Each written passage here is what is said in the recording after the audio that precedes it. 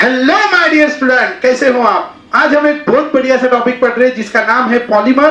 और पॉलीमर में हम पढ़ने वाले बहुत ही इंपॉर्टेंट सा topic that is the natural rubber. अब क्या है नेचुरल रबर? तो नेचुरल रबर हमें एक ट्री से मिलता है जिस ट्री का नाम है गुटा पर्चा ट्री।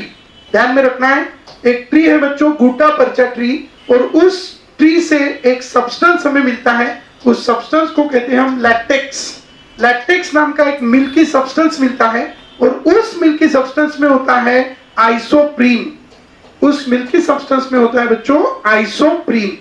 अब ये जो आइसोप्रीन है, इस आइसोप्रीन में क्या होता है? This isoprene is nothing but 2-methyl-1,3-ब्यूटाडाइन।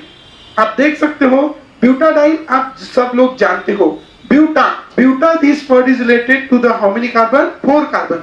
और यहाँ पे 2 पे सेकंड पोजीशन पे वहां पे मिथिल लगा है, और डाइन है मतलब यहाँ पे 2 डबल बॉन्ड है। तो फिर इसका नाम हो गया, यहाँ पे 2 ही बॉन्ड बनाए हैं तो 2 हाइड्रोजन, यहाँ पे 1 हाइड्रोजन और यहाँ पे 2 हाइड्रोजन। अब इसका नाम हम लिखेंगे 1 2 3 4। तो how to write its name? Second number पे मिथिल ग्रुप लगा है तो इसका नाम हो गया बच्चों 2 मिथिल। ठीक है, चेन में यहाँ पे 4 कार्बन है, 4 कार्बन है तो 4 कार्बन वाला होता है ब्यूटा। और डबल बॉन्ड की पोजीशन है 1 और 3, एक है फर्स्ट पोजीशन पे, एक है थर्ड पोजीशन पे 1 3, और एंड में इसके लगता है डाइन, और इसीलिए इसका पूरा नाम हो गया 2-methyl-1,3-ब्यूटाडाइन। ध्यान रखेंगे बच्चों, इस 2-methyl-1,3-ब्यूटाडाइन का ही दूसरा नाम है आइसोप्रीन। तो दिस इज द आइसोप्रीन और इट इज आल्सो कॉल्ड 2-methyl-1,3-ब्यूटाडाइन। अब ये है बच्चों हमारे पास 2-methyl-1,3-ब्यूटाडाइन, या इसी का दूसरा नाम है आइसोप्रीन। अब क्या होगा इसमें आइसोप्रीन में या 2-methyl-1,3-ब्यूटाडाइन में? जब बहुत सारे मॉलिक्यूल इस 2-methyl-1,3-ब्यूटाडाइन के एक दूसरे के साथ कंबाइन होंगे तो क्या होगा? तो देखो ये है मोनोमर। ध्यान में रखेंगे, आपको पूछते हैं बच्चों what is the monomer of isoprene? तो सॉरी व्हाट? Natural rubber. तो नेचुरल रबर के मोनोमर का नाम है आइसोप्रीन, या हम बोल सकते हैं 2-methyl-1,3-ब्यूटाडाइन या ब्यूटा-1,3-डाइन। ये हो गया उसके मोनोमर का नाम। अब हम देखते हैं ये पॉलीमर कैसे बनाता है। तो सबसे पहले पॉलीमर बनाने के लिए हमारे पास यहाँ पे 2-methyl-1,3-ब्यूटाडाइन, देखो अभी मैं कैसे लिख रहा हूँ, 1 2 3, और ये हो गए बच्चों कितने कार्बन? 4। तो ये 4 कार्बन है और ये 4 कार्बन है, और ये फर्स्ट कार्बन है, सेकंड है, थर्ड है और ये है फोर्थ। और सेकंड कार्बन पे यहाँ पे लगा रहेगा बच्चों CH3, और इनके बीच में यहाँ पे रहेगा डबल बॉन्ड, यहाँ पे है सिंगल बॉन्ड, यहाँ पे है डबल बॉन्ड, और यहाँ पे लगे हैं 2 हाइड्रोजन, यहाँ पे भी लगा है 1 हाइड्रोजन, और यहाँ पे लगे हैं बच्चों 2 हाइड्रोजन। तो इस तरह से ये बन गया 2-methyl-1,3-ब्यूटाडाइन। अब ये है 2-methyl-1,3-ब्यूटाडाइन का एक मॉलिक्यूल है बच्चों। अब क्या होगा जब हम इसको क्या करेंगे? हीट करेंगे। तो इसको हीट करने के बाद क्या होगा बच्चों? इसका पॉलीमराइजेशन होगा या इसके बॉन्ड टूटेंगे। आप सबको पता है this bond is in between carbon and carbon, और ये बॉन्ड कार्बन और कार्बन के बीच में होने की वजह से आप यहाँ पे देख सकते हो ये है CH2, यहाँ पे है कार्बन, इसको लगा है बच्चों CH3, यहाँ पे भी है कार्बन, इसको लगा है H, और यहाँ पे लगा है बच्चों CH2। ठीक है, अब इस कार्बन के पास है एक अनपेड, इस कार्बन के पास एक अनपेड है, because it undergo which fission? Homolytic fission. Here also इसके पास भी रहेगा एक अनपेड, इसके पास भी रहेगा एक unpaired, because it also undergo homolytic fission. अब क्या होगा? ये कार्बन इसका एक अनपेड इलेक्ट्रॉन इसके साथ क्या कर लेगा? शेयर। अब इस कार्बन ने इसका एक अनपेड इलेक्ट्रॉन इसके साथ शेयर करने के बाद इनके बीच में बन गया डबल बॉन्ड, और इसका भी अनपेड चला गया और इसका भी अनपेड चला गया, और इनके बीच में बन गया बच्चों डबल बॉन्ड। अब इसके पास है एक अनपेड इलेक्ट्रॉन और इसके पास भी है एक अनपेड इलेक्ट्रॉन, दोनों के पास है एक एक अनपेड इलेक्ट्रॉन। अब दूसरा ऐसा ही, तो ये एक मॉलिक्यूल हो गया। अब दूसरा मॉलिक्यूल यहाँ पे कैसे आता है ये बहुत इंपॉर्टेंट बात है। अब जैसे एक मॉलिक्यूल टूट के ऐसे बनाया, वैसा दूसरा मॉलिक्यूल भी टूट के ऐसे ही बनाएगा, लेकिन जब वो ऐसा बनाएगा तो वो ऐसे आएगा। वो ऊपर से नहीं आएगा। ये कार्बन इनके बीच में डबल बॉन्ड, यहाँ पे लगा है बच्चों CH3 और यहाँ पे लगा है CH2, यहाँ पे भी लगा है बच्चों CH2। इसके पास है एक अनपेड, इसके पास एक अनपेड, दोनों के पास है एक एक अनपेड। और ये ऐसा हो गया, ये दूसरा मॉलिक्यूल। आप गौर से देख लीजिए बच्चों, ये हो गया दूसरा मॉलिक्यूल। अब हम तीसरा मॉलिक्यूल अगर लेंगे तो वो भी ऐसा ही आएगा, लेकिन वो कहां से आएगा, ऊपर से। ठीक है, तो ये हो गया बच्चों CH2 और ये हो गया C, यहाँ पे H, यहाँ पे H और ये हो गया CH2। यहाँ पे क्या रहेगा CH3, सेकंड कार्बन पे क्या था वहां पे CH3, इधर बनेगा डबल बॉन्ड, ये हाइड्रोजन और ये अपना एक अनपेड इधर क्या करेगा शेयर। तो ये दोनों अपने एक एक अनपेड इधर शेयर करेंगे, ये दोनों एक एक अनपेड इधर शेयर करेंगे, ये इधर शेयर करेंगे और ऐसे कितने मॉलिक्यूल एक दूसरे को जुड़ेंगे N, और ऐसे N मॉलिक्यूल एक दूसरे को जुड़ने की वजह से यहाँ पे जो बनेगा वो रहेगा बच्चों, this is the one isoprene, this is the second isoprene, this is the third isoprene. Number of isoprene combine with each other, and as the number of isoprene combine with each other, many isoprene combine with each other। many तो poly और इसीलिए उसका नाम रहेगा poly isoprene. ध्यान रखेंगे बच्चों, क्या नाम रहेगा उसका, पॉली आइसोप्रीन। तो इस तरह हमें जो मिलेगा उसका नाम है पॉली आइसोप्रीन। तो how you get this poly isoprene, do you understand. तो ध्यान रखेंगे n मॉलिक्यूल्स, कितने मॉलिक्यूल, n मॉलिक्यूल। तो इसीलिए मैं इसी रिएक्शन को डायरेक्टली कैसे लिख सकता हूं बच्चों, n मॉलिक्यूल जब हमारे पास आएंगे किसके, 1,3 ब्यूटाडाइन। तो 1,3 ब्यूटाडाइन की जब हमारे पास कितने मॉलिक्यूल आएंगे, n। तो 1,3 ब्यूटाडाइन की जब हमारे पास n मॉलिक्यूल आएंगे तो ये है CH2, कितने मॉलिक्यूल आ गए, n। किसके आ गए n मॉलिक्यूल, 1,3 ब्यूटाडाइन। ठीक है, तो n मॉलिक्यूल आ गए 1,3 ब्यूटाडाइन के। ठीक है, ये first carbon, second carbon, third carbon, fourth carbon. तो इट इज द आइसोप्रीन, और आइसोप्रीन का यहाँ पे क्या हुआ, पॉलीमराइजेशन, पॉलीमराइजेशन हुआ। और पॉलीमराइजेशन के इसके n मॉलिक्यूल जुड़े, तो कैसे जुड़े, इधर से भी CH2 के थ्रू जुड़े और इधर से भी काय के थ्रू जुड़े, CH2। यहाँ पे है CH और यहाँ पे है CH2, इधर से जुड़े, इधर से जुड़े। ठीक है, कितने मॉलिक्यूल जुड़े, n। और इसीलिए इसका नाम रखा कौन सा आइसोप्रीन, पॉली आइसोप्रीन। ध्यान रखेंगे, it is what, poly isoprene. और this poly isoprene is also called which rubber, natural rubber. This poly isoprene is called natural rubber. ध्यान रखेंगे बच्चों, इसी पॉली आइसोप्रीन को हम कहेंगे कौन सा रबर, नेचुरल रबर। तो आशा करता हूं आपको ये नेचुरल रबर समझ गया होगा। कैसे बना, n मॉलिक्यूल लिए आइसोप्रीन के, आइसोप्रीन का ही दूसरा नाम है बच्चों 2-methyl-1,3 ब्यूटाडाइन, 2-methyl-1,3 ब्यूटाडाइन। तो this is the 2-methyl-1,3 butadiene का जब क्या हुआ, हीट किया और उसका पॉलीमराइजेशन हुआ तो you get the poly isoprene, और it is also called which rubber, natural rubber. And you get this n molecule of natural rubber combined with each other and हमें मिलेगा polyisoprene। समझ गए, तो इस तरह हमें नेचुरल रबर मिलेगा। अब ये जो नेचुरल रबर मिला है इसमें इसके अंदर इलास्टिसिटी की प्रॉपर्टी होती है, लेकिन ये अभी हमने देखा है वो कैसे अरेंज है एक दूसरे को, लीनियरली। एक इधर से अरेंज्ड है, एक इधर, लीनियरली अरेंज्ड है। तो इसीलिए उनमें सिर्फ लीनियर लिंकेज ही है, लेकिन उसके अंदर के लिंकेज बढ़ाने से उसकी स्ट्रेंथ बढ़ेगी, उसकी मैकेनिकल स्ट्रेंथ बढ़ेगी। और उसकी मैकेनिकल स्ट्रेंथ बढ़ाने के लिए ये जो 1,3 ब्यूटाडाइन है इसको सल्फर के साथ क्या किया जाता है, हीट। और सल्फर के साथ उसको हीट करने की प्रोसेस को कहते हैं वल्कनाइजेशन। ठीक है, कौन सी प्रोसेस कहते हैं, वल्कनाइजेशन। तो नेचुरल रबर कैसे बना समझ गए सब लोग। अब हम इस नेचुरल रबर का क्या करेंगे, वल्कनाइजेशन। तो जो हमें न्यू रबर मिलेगा that rubber is called vulcanised rubber. और ये जो वल्कनाइज्ड रबर है ये इसकी क्वालिटी नेचुरल रबर से अच्छी रहेंगी। इसका जो वल्कनाइज्ड रबर है इसकी मैकेनिकल स्ट्रेंथ कैसी रहेंगी, ज्यादा रहेंगी। किससे, नेचुरल रबर से।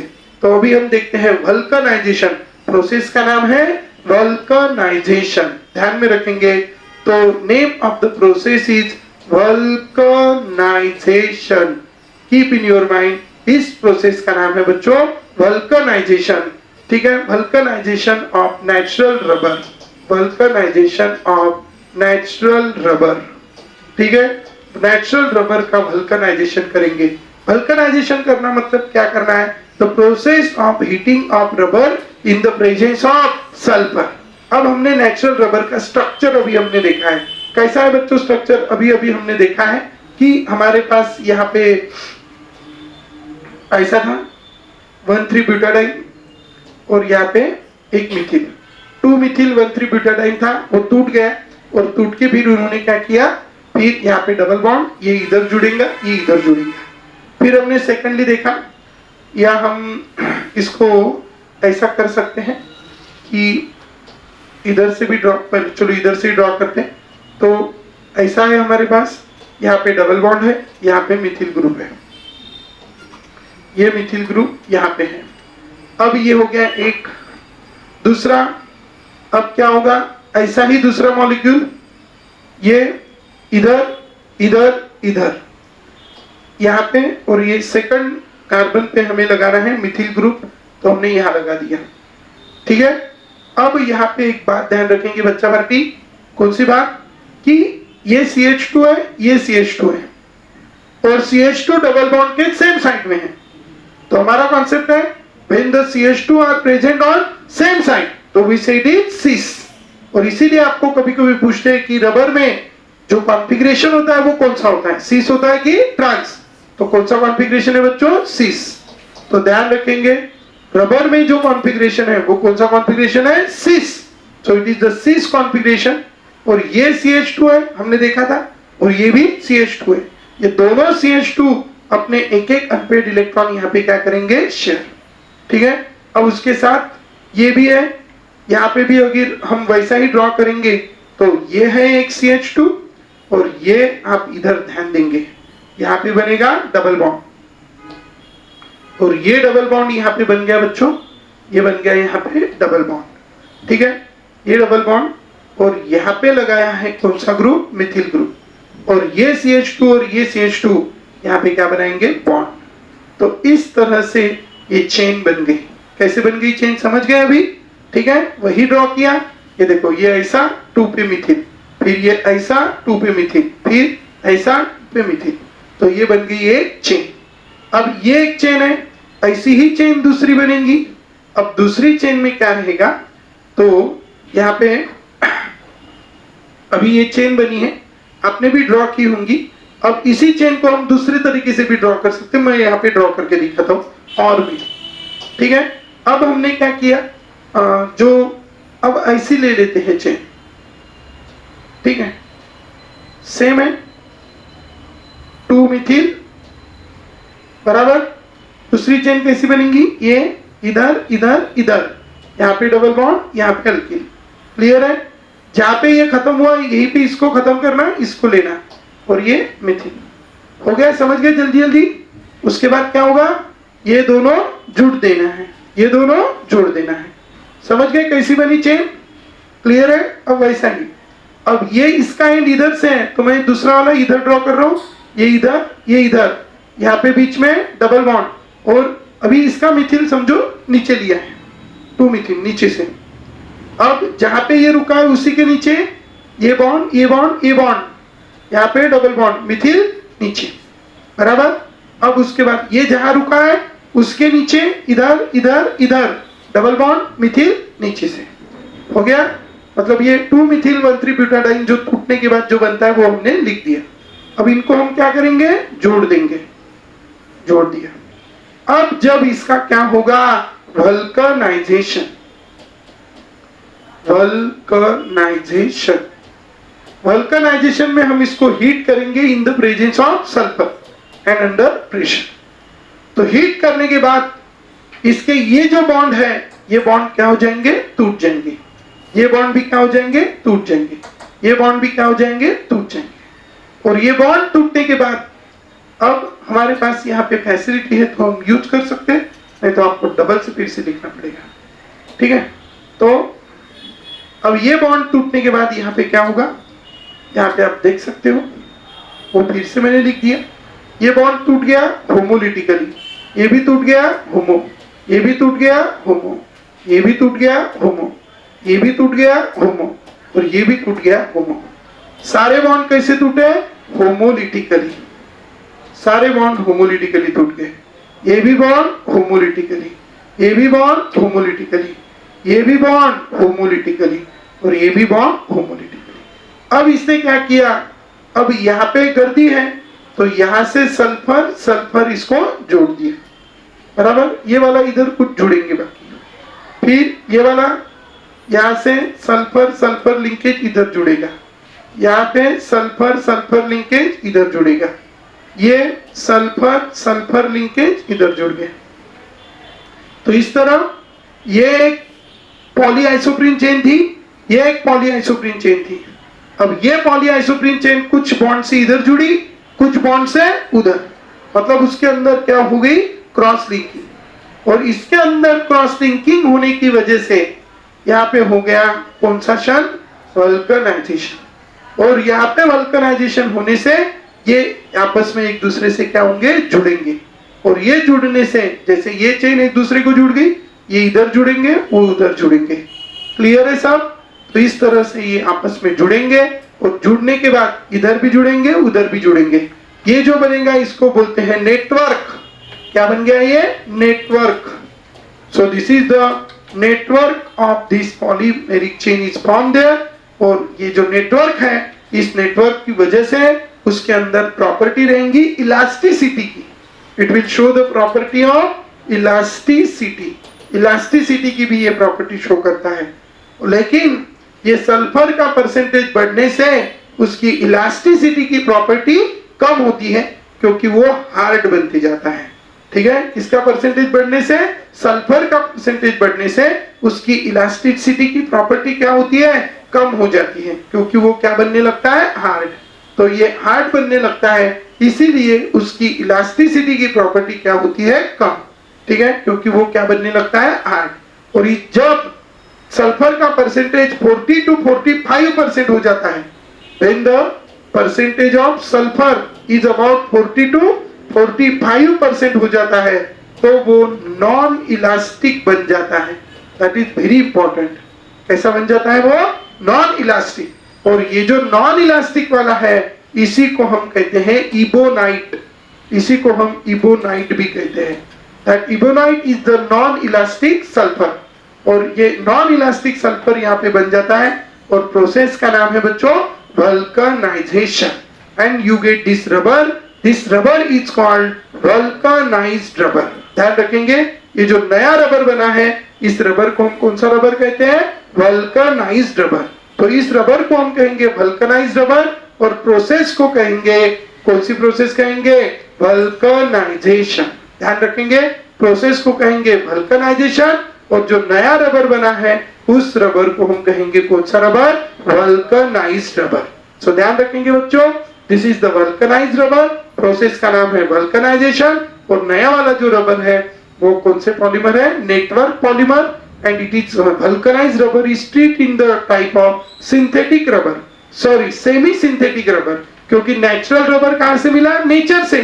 और उसके ऊपर सल्फर डाला हमने मैन में, तो आधा नेचुरल और आधा सिंथेटिक, सॉरी, और इसीलिए इसका नाम रखा सेमी सिंथेटिक। ठीक है, सो this is about the which rubber?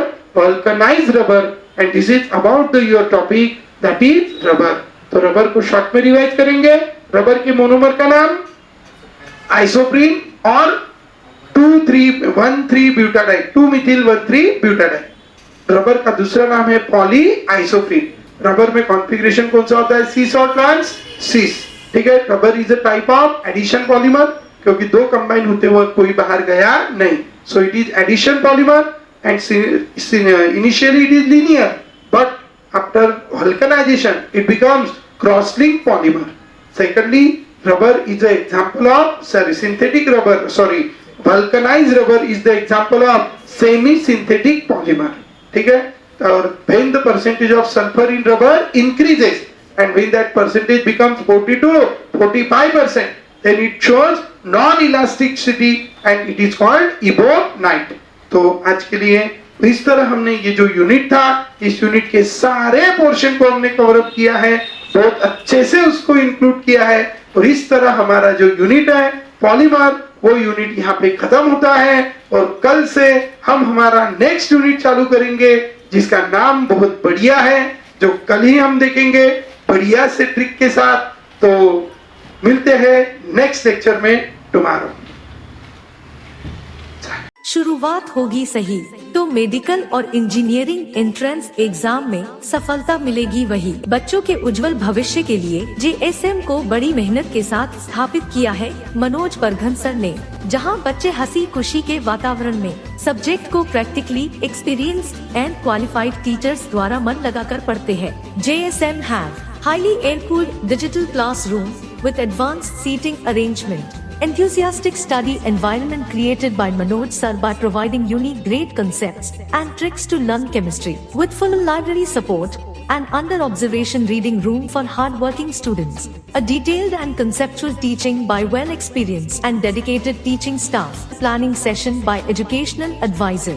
Practical knowledge is given to student by performing lab experiments by faculties. Specified dining area for lunch. A specified underground parking for students' vehicles. Students' personal doubt session to have a best result. Special sports and yoga activity to improve students' physical and mental health. With the best medical and engineering selection of JSM in Government NET and IIT College. JSM IIT Medical Hub to Year Integrated Program for 11th and 12th Physics, Chemistry, Maths and Biology. इसलिए सही शुरुआत करें JSM IIT and medical hub के साथ, जहां education ही है सर्वोपरि।